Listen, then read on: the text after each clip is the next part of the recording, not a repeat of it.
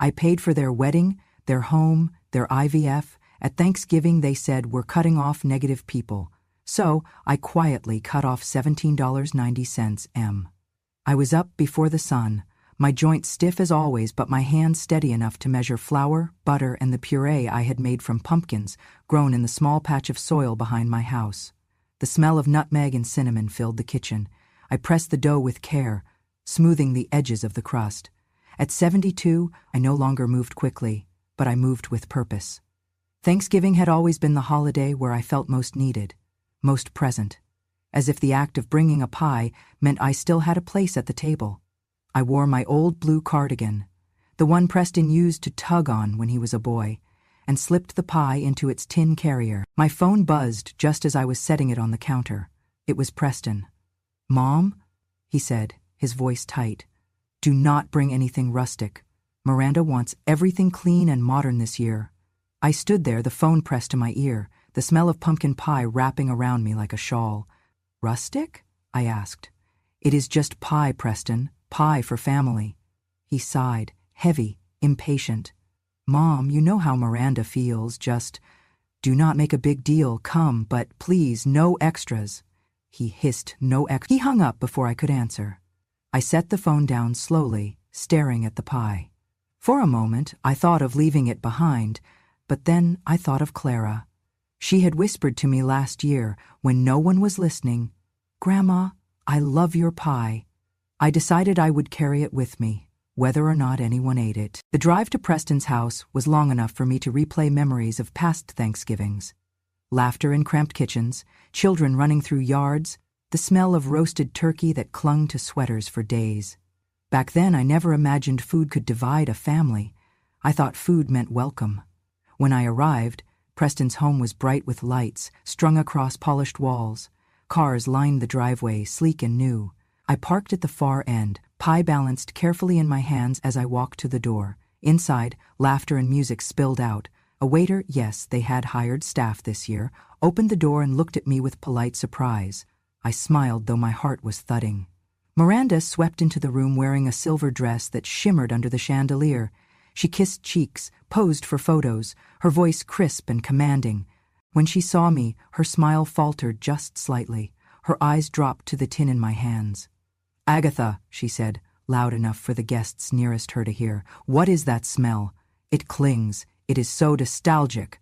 She paused, letting the silence stretch before adding, "Agatha's traditions smell like poverty." A few guests chuckled nervously. My cheeks burned. I clutched the pie tighter, suddenly wishing I had left it in the car. But then Clara darted forward, her little hands clutching mine. She looked up, eyes wide with mischief and loyalty. "Grandma," she whispered quickly, "I love your pie." Before I could bend down to kiss her forehead, Miranda's manicured hand pulled Clara back. "Darling, do not linger. Guests are waiting." Clara's eyes lingered on me as she was whisked away. I took a seat at the far end of the table. The room was filled with people I hardly knew, friends of Preston's, colleagues, neighbors. Miranda considered fashionable. They spoke of travel, investments, new restaurants. I listened quietly, folding my hands in my lap. Every so often, someone glanced at me as if to wonder why I was there. The turkey arrived, carved by Preston himself, proud and tall. Glasses clinked, plates passed. The dessert trays circled, guests passed the pie around, but somehow, my pie was forgotten. Preston stood suddenly, glass raised high. "From today forward," he declared, voice firm, "we cut negative people, family, friends, anyone who drags us down. We only move with positivity, with vision. And that means—" His eyes slid to me, sharp as knives. "Mom, you are toxic. You are out." The room hushed. Forks stilled, mid-air. A cousin I barely recognized smirked and added, "She thinks paying for IVF made her important." "Pathetic." Laughter rippled. Miranda's voice cut through, cool and clear. "Your sacrifices?" "They were never sacrifices, Agatha. They were bribes for attention, and we are done pretending otherwise." I sat frozen, pie still untouched behind me. For a moment my throat closed, breath shallow. The humiliation was sharp, public, deliberate. Yet beneath it, something stirred in me that was not shame, but clarity. If you feel justice deserves celebration, smash that hype button. Let us keep stories like this alive, echoing far, far away. Your support helps us bring understanding and love to those who deserve it. Thank you so much. Keep listening. I reached into my handbag with hands steadier than I felt. From it I drew a small device, a portable projector Preston had once mocked me for buying when I wanted to show Clara old family slides. I set it on the table and pressed the button. As I set the projector device on the dessert table, I hesitated. I had brought it tucked inside my old handbag, hidden beneath my shawl, so Miranda or her guests would not see it. It was not impulsive, it was planned. I had bought that mini projector months ago, the one Preston mocked me for, and had practiced bringing it along in secret, knowing that one day the truth had to speak louder than mockery. Light spilled across the polished wall, the chatter died instantly. The image sharpened. A hospital corridor, white walls, rows of incubators. Then the voice of a doctor, solemn and warm.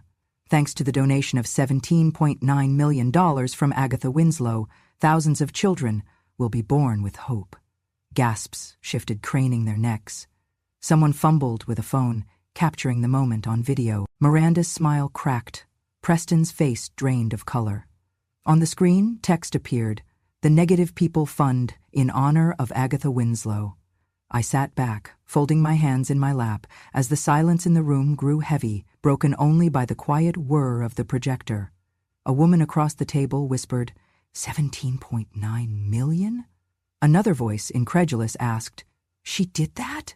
The cousin who had called me pathetic swallowed hard, his smirk gone. Clara's small face lit up with something fierce and proud. She clapped once, the sound ringing clear in the stunned silence.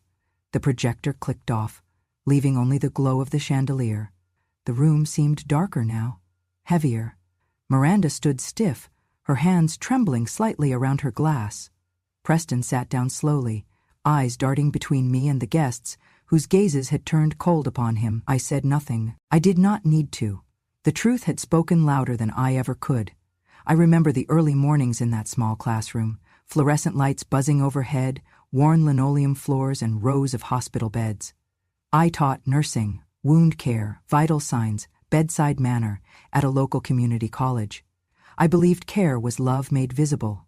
I believed that teaching someone how to hold a hand, how to give an injection without fear, was sacred work. I never called it small, but others did. Miranda would visit when Clara was in school. She stood in the doorway of my classroom, cheeks painted and shoes polished, and leaned in close. Voice low. "Teaching peasants," she said, smirking. "You think you are saving lives, Mom, but nobody respects that." She touched her designer scarf, as if she could brush away every memory of me with it. I kept teaching, I kept showing up. Because Clara needed me. Because life was not about respect given, it was about doing. When Clara turned 4, I gave her a Polaroid camera, small and simple. We spent Sundays in the yard, dried leaves crunching under my shoes, little feet running, laughter. I captured Clara's first steps, her face when she tasted sugar, her hair lifted by wind. One afternoon, Miranda saw me hanging the photos on a twine in the kitchen, the edges curled, the shots soft. "That ruins the aesthetic," she hissed, pointing to the wall. But those soft photos, those imperfect frames, were my pride. Later I realized she had Polish frames made for her mother, Dr. Celine Marwick, and hung opulent portraits of her in every hallway. Light played off their glass, reflecting prestige. No Polaroid in those halls. On Clara's 5th birthday, I sewed a dress from leftover fabric, tiny flowers and soft cotton. I made homemade lemonade and baked a simple cake because Clara had asked for yellow flowers and candles. A backyard party. I wrapped her gift, a cloth doll I had stitched, pink cheeks, hand-embroidered dress. Miranda came out in heels, surveyed the yard, frowned. She said in front of the neighbors, "We don't do backyard birthdays. We are a modern family." Her tone hurt most, not for me, but for Clara. She took the cloth doll, tossed it behind the shrubbery. Later, she bought Clara a designer doll with fur coat and eyelashes. Clara thanked her politely, but the doll never wore the simple dress I made. When Clara was born, it was not easy. I helped with the IVF payments long before anyone else knew what that stood for. I drove to appointments, held her hand, and prayed. I never asked for recognition. I never demanded a photo credit. Just a nod, perhaps a quiet thank you. But when the ultrasound showed 2 heartbeats, Miranda bristled. "Your money bought this?" she whispered into Preston's shoulder in the waiting room. "Do not think she earned this privilege." I heard.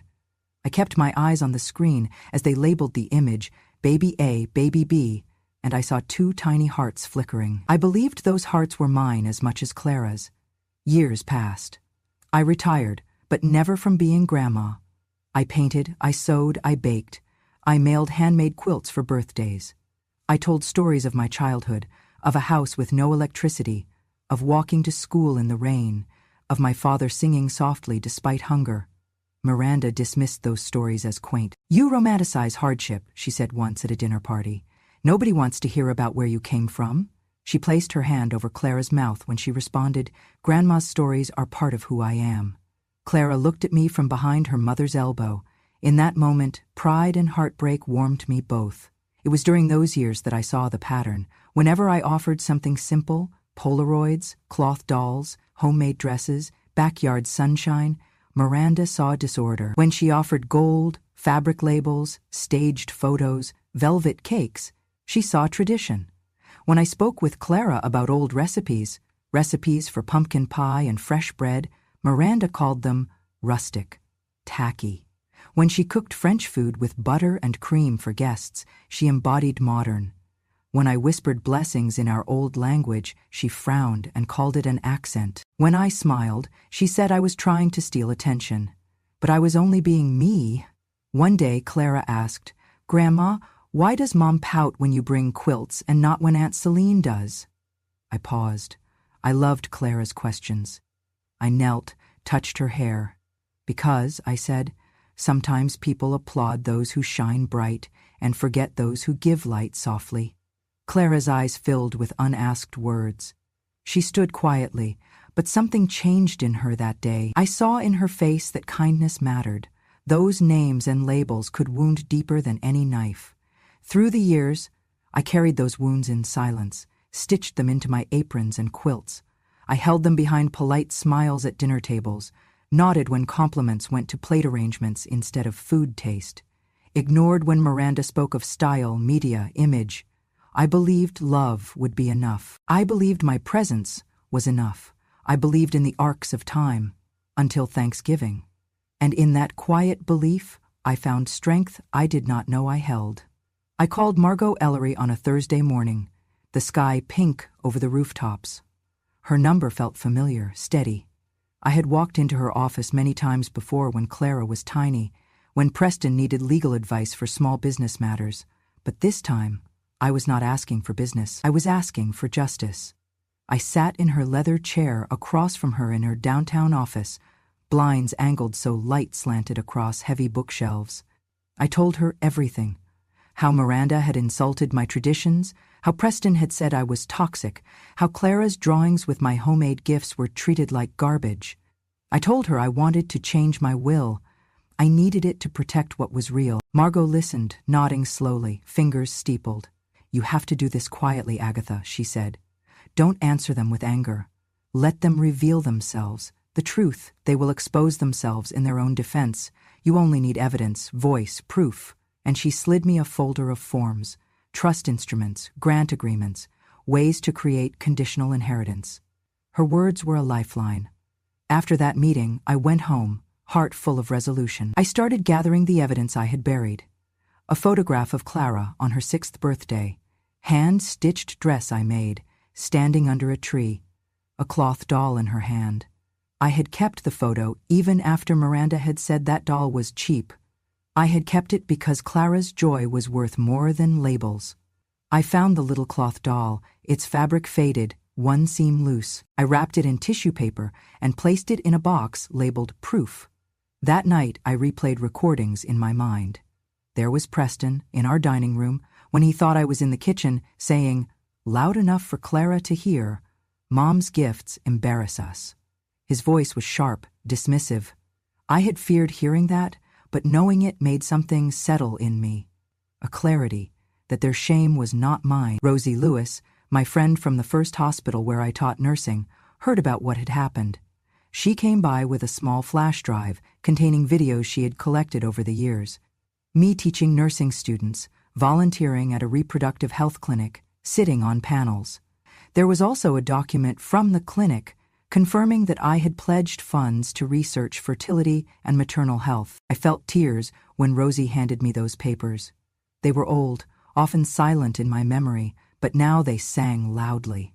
Clara, too, unwittingly helped. One afternoon I found her in my study drawing a picture. She had drawn me in my apron, holding Clara's hand, hearts overhead, smiles. I stood behind her quietly, watching how she pressed color into paper. Preston came into the room, looked at the picture, shook his head. "Art should have value," he said, dismissive. "That's just scribbles." I did not reply, but I saw Clara's small shoulders shrink, and I saw the proof. Clara believed, still, in what I made. Her trust in me was evidence of what Preston denied. I collected doctor's bills, receipts from the fertility clinic, proof of my own savings accounts used to pay IVF treatments, ledgers showing my contributions. Margot taught me how to mark them, where to store, how to get certified copies. Each paper, every receipt, was a stitch sewing me back together. I took photos of Clara's handmade dress, of quilts I had sewn, of Polaroids with edges yellowed by sunlight. I saved voice memos, one where Clara giggles at me mixing batter, another where I whisper bedtime prayers in the old language Clara never heard from Miranda. In those recordings, my accent trembles. In those prayers, my heart opens. Sometimes I felt fear creeping in. If they discovered what I was doing, if Miranda tried to erase evidence, throw away photos, delete recordings. At night I lay awake, thinking of Preston's voice, Miranda's laughter. But I also thought of Clara's hands, of Rosie's loyalty. I thought of Margot's calm, rational voice in her office. "You are not imagining this," she said. "You deserve to be seen." By then, I had drafted a new version of my will. It specified that in order to receive any inheritance, one must issue a public apology in writing or video, acknowledge and respect the contributions, not mine alone, but those small gifts, those homemade dresses, the tradition I carried. If the requirements were not met, the bulk of the estate must go toward a fund I established, the Negative People Fund, in honor of Agatha Winslow, dedicated to support women and children whose love was judged too simple, too poor, too traditional. Margot helped me store the draft will safely, notarized, copies in places where no one would suspect, in my safety deposit box, with Rosie, and in an encrypted digital file. I whispered to her one night, "Let them try to discredit me. I have all of this." Her hand on mine, firm and kind. Rosie made sure backups existed. She scanned every document, every photo, every voice recording. We printed extra copies, mailed them to trusted friends to hold. I felt a little foolish sometimes, hoarding papers, but every paper was a promise, to Clara, to myself, to the truth. I watched Clara sleep one night, clutching that cloth doll I made years ago. I touched her hair. I felt sorrow, but also fierce love. Those memories I had once dismissed in the dark, they were now light, a quiet light, but strong. The next morning I placed all evidence in a leather portfolio. I sorted the Polaroids, the photographs, and the recordings. I sat at my kitchen table with Margot's forms ready. I felt something I had not felt in years. Not fear, not apology, but power. Not the kind that demands applause, but the kind that can stand steady in silence. I arrived at Preston and Miranda's house as the sun dipped low, golden rays glancing off pristine windows and polished marble of their front steps. Guests in silk dresses and tailored suits stepped from sleek cars, clutching designer handbags, greeting each other with perfumed air and rehearsed laughter. I carried the pumpkin pie I'd made at home, crust crimped with care, filling warm and fragrant. Clara grabbed my hand, her eyes bright.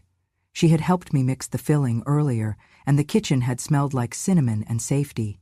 Inside, the dining room was arranged with glittering candle holders, crystal goblets, a table long and wide, set with silverware that gleamed. Miranda stood by the entrance, greeting guests. Lips painted to perfection, her voice clear, polished. She wore pearls, a gown of satin that shimmered. She smiled at me when I entered, but it was the kind of smile calibrated for cameras. She paused, looked at the pie, the crust, the way I held Clara's hand.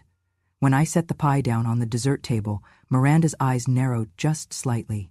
"Agatha," she said loudly enough that those nearest could hear, "what is that smell? It clings. It is so nostalgic."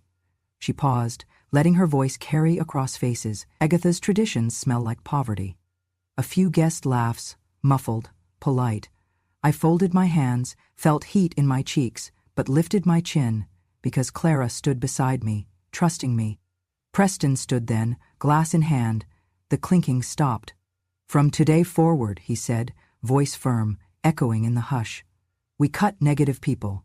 Family, friends, anyone who drags us down.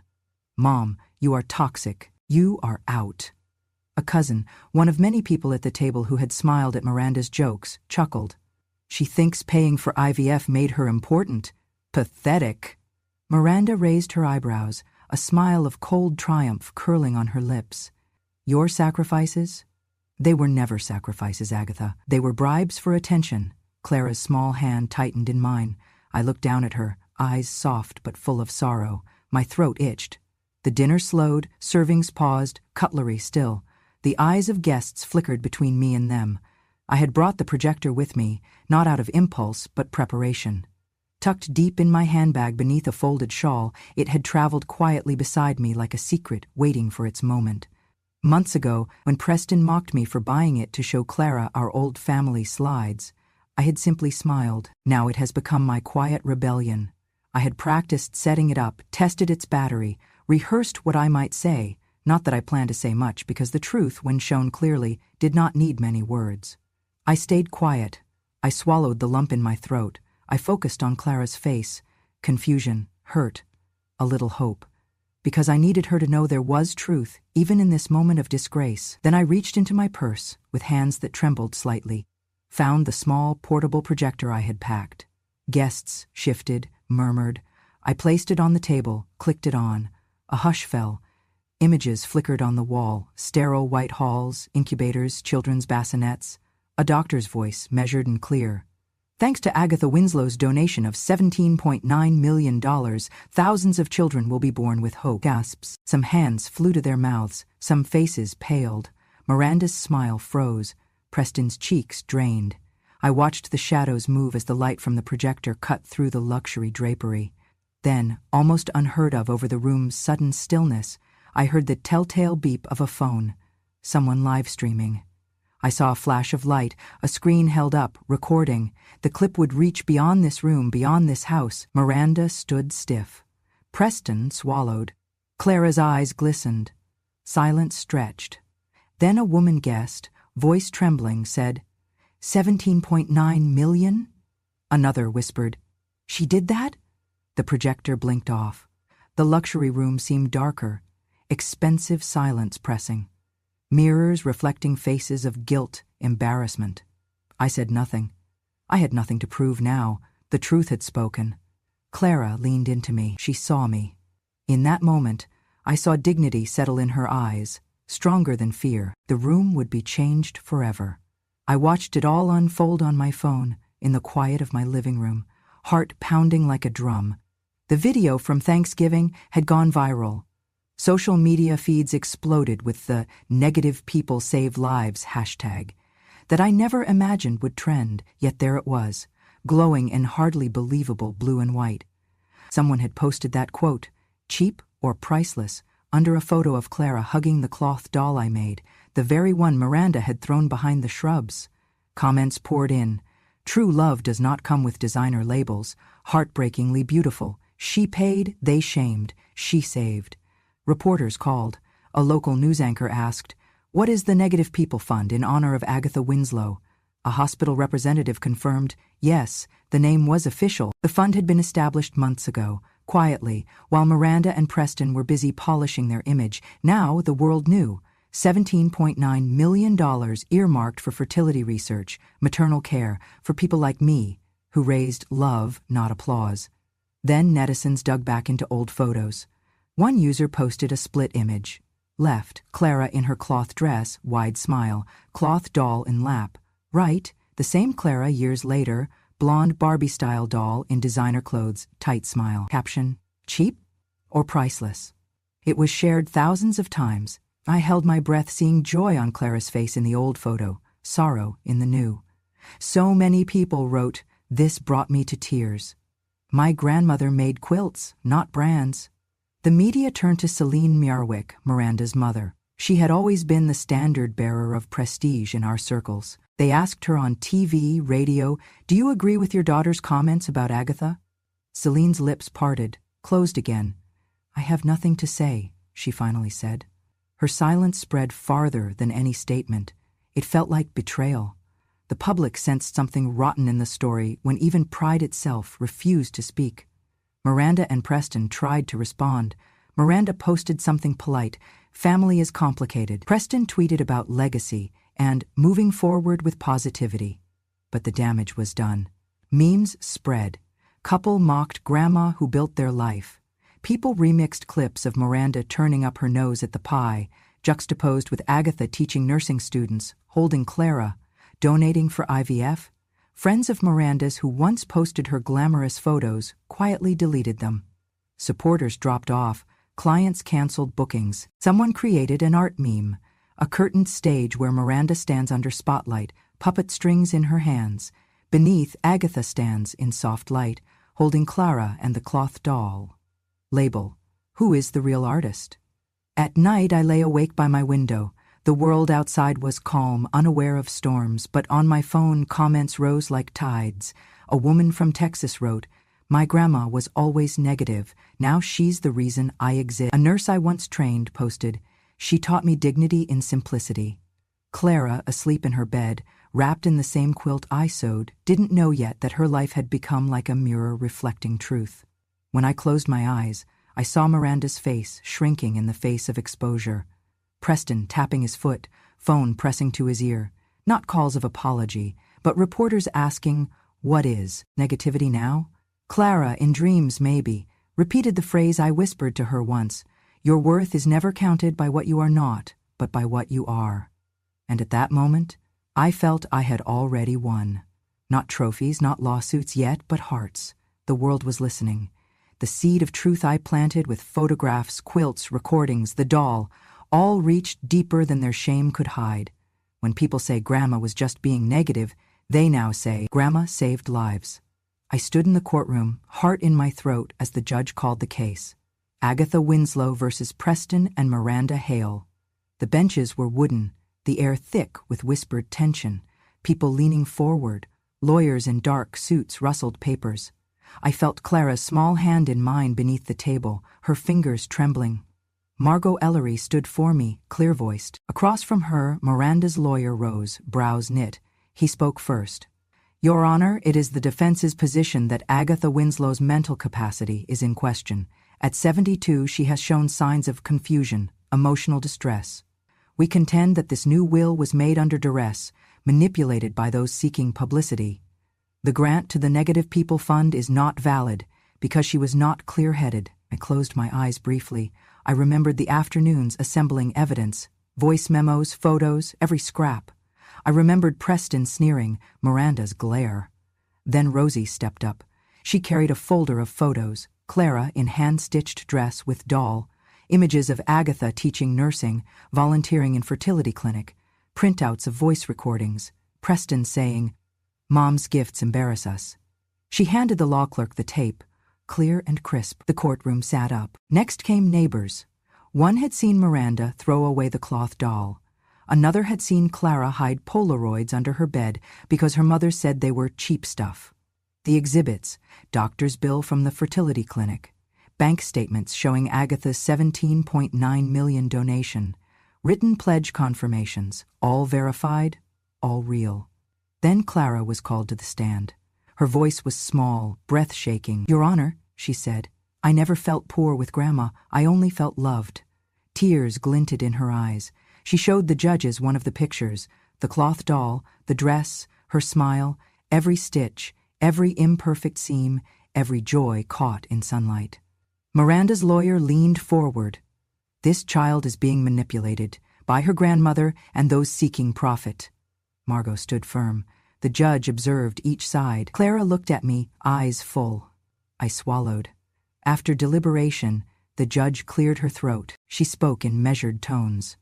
After reviewing all documents, photos, voice recordings, doctor's bills, witnesses, and hearing testimony, this court finds that the new will presented by Agatha Winslow is valid and enforceable.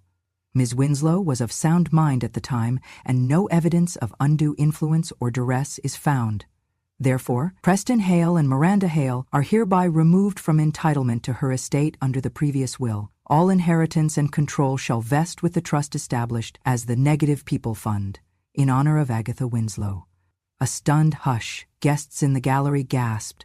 Miranda's face was drained of color, Preston's jaw slack. Clara squeezed my hand. I felt warmth in her grip, even though tears ran down her cheeks. I stood, bowed my head to hide a smile. Miranda tried to rise, eyes wild, to speak, but no words came. Preston turned away. The judge added, "Furthermore, Ms. Hale and Mr. Hale must issue a public apology acknowledging the contributions of Agatha Winslow. Any violation of the conditions spelled out in the will result in further legal remedies." I listened, tears in my throat, not for revenge but for justice. Clara stood beside me afterwards, reporters calling, cameras flashing. She said softly, "Grandma, they cannot erase you now." I held her tightly. The court's gavel struck. I felt a weight lift. Not pride, but peace.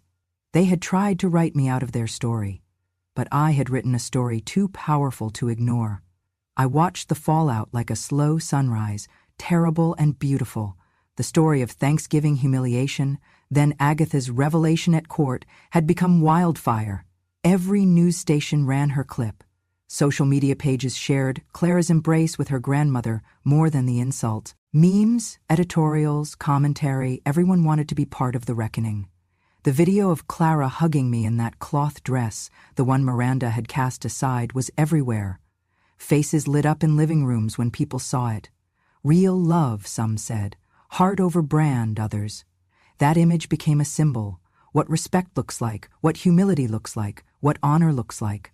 More people shared it than the clip of Miranda mocking the traditions. The mockery seemed distant. The love seemed near. Preston's phone began to ring off the hook, not with business deals but with cancellations. Investors who once praised his polished image pulled contracts. Companies severed partnerships. Board members left. Miranda's PR consultants deleted images, scrubbed posts.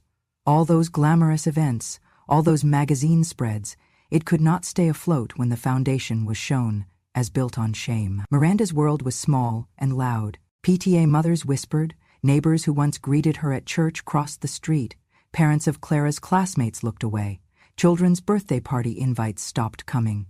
Miranda tried to smile in public, tried to lead toast in social gatherings, but people's eyes flickered with judgment. She was a show that had lost its audience. A television analyst, one of the few who had once praised Preston's leadership qualities, now tilted his head and said, "If you cannot respect your mother, how can you respect your partners? How can people trust someone whose first rejection is their own blood?" The line was quoted again and again online. Celine Marwick watched all this unfold with thin lips. She had always stood tall in public, immaculate in reputation, but now her silence became a spotlight. Nobody could defend what had been said. Her daughter's critics said there was no depth to her exalted class, just a veneer.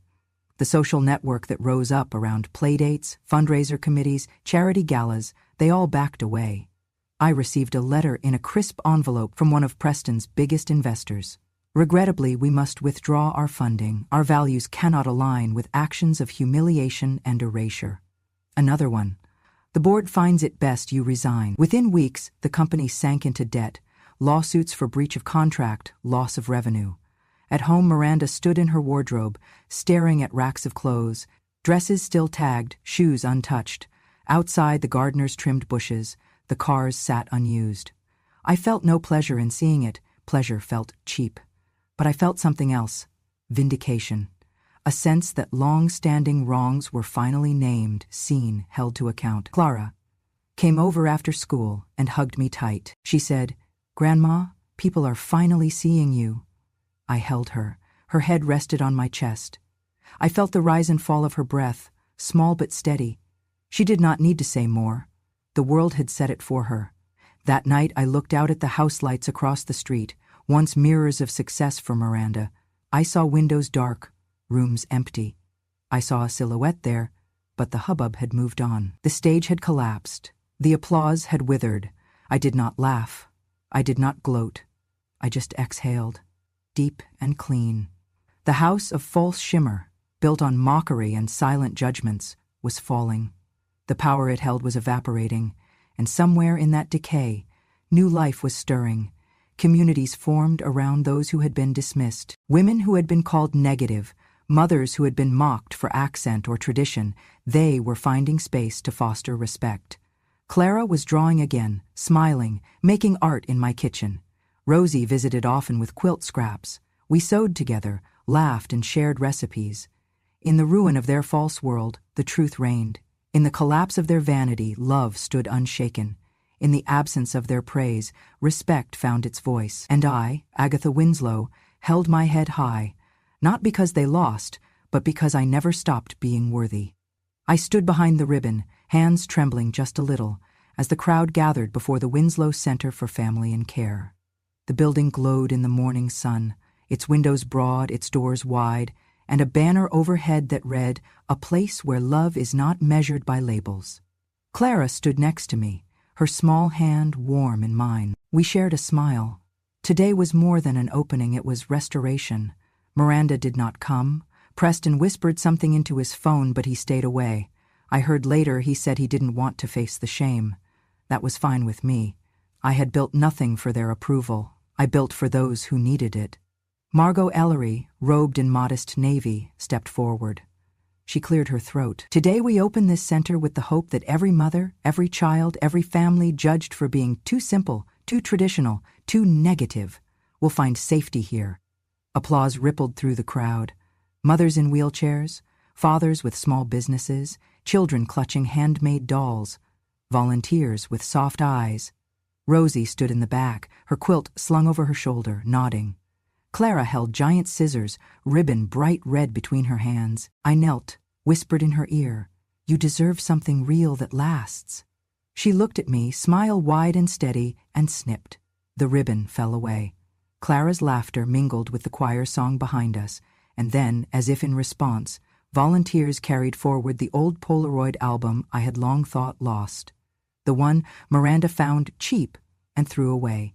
Someone placed it on a pedestal near the entrance. The photographs within were weathered.